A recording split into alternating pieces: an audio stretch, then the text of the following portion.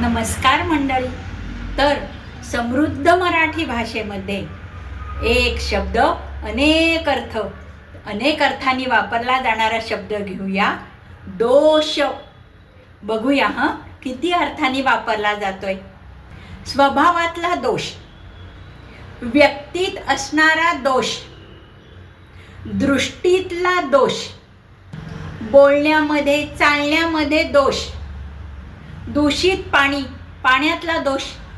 आयुर्वेदानुसार 3 दोषांनी आपले शरीर बनले: वात दोष, पित्त दोष, कफ दोष. काही वेळेला काळाचा दोष असतो, एखाद्या घराण्याला लागणारा दोष, कुठं मुंग्याचा वगैरे असतो. पत्रिकेतला दोष, सर्पदोष किंवा मंगळ दोष. चंद्राला लागलेला दोष, त्याच्यावरचा काळा डाग हा चंद्राचा दोष आहे.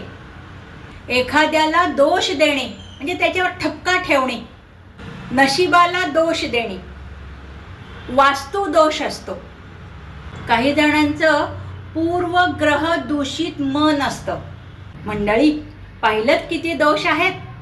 तर कुणालाही दूषणे किंवा दोष न देता सगळ्यांचं भलं चिंता.